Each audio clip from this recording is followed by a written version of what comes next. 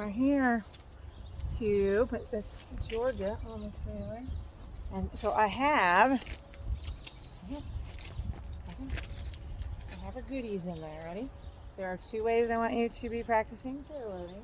The first one, well, you can pick which one. I'd probably go with the first one as you get in the trailer, but anytime that you're getting in a trailer, there's always a risk because you're stuck in there with a horse that could be panicking, okay? So you have to be really mindful while you're in there. But they start off a little better with you in there first, and then we're going to work on the trailer loading of outside.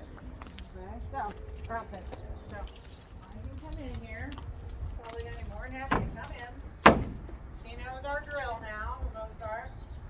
You see, I've basically asked her to come on in. She goes ahead of me, which is good. And now she's finding her favorite place, all the goodies. So we've made it be that this is positive way more than it is negative. And then I'm going to play the friendly game in here.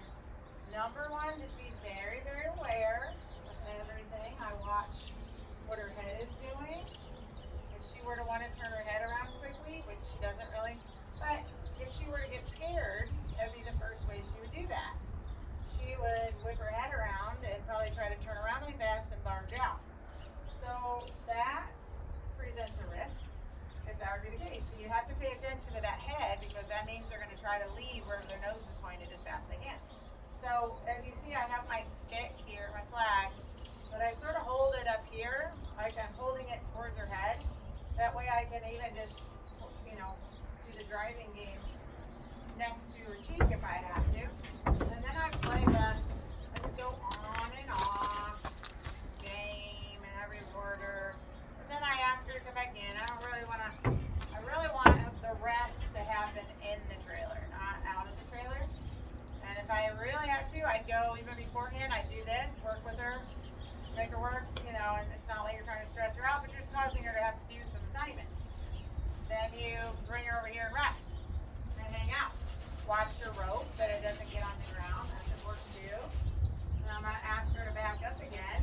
What I like seeing is me asking her to back up, and she'll back up a few steps and then want to go forward again. That's excellent, okay? So she's getting the idea that there's some good stuff in here. She's getting really brave. She puts her head all the way up there. Nice job.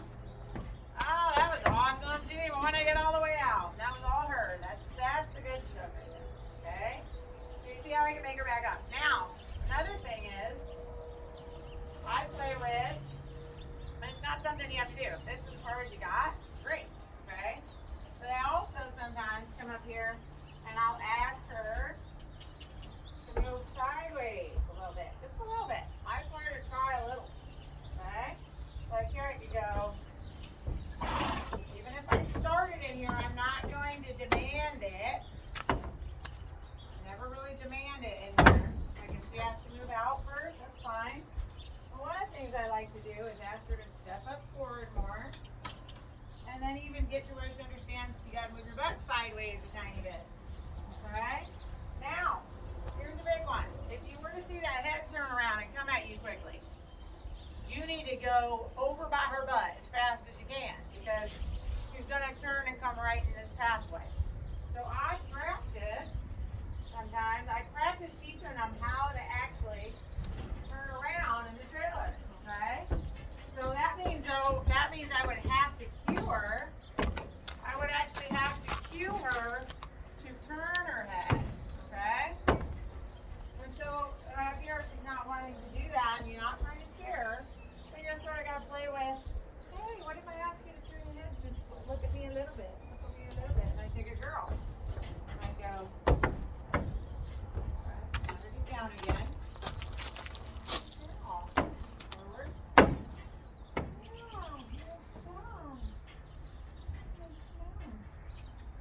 Oh, good girl, good.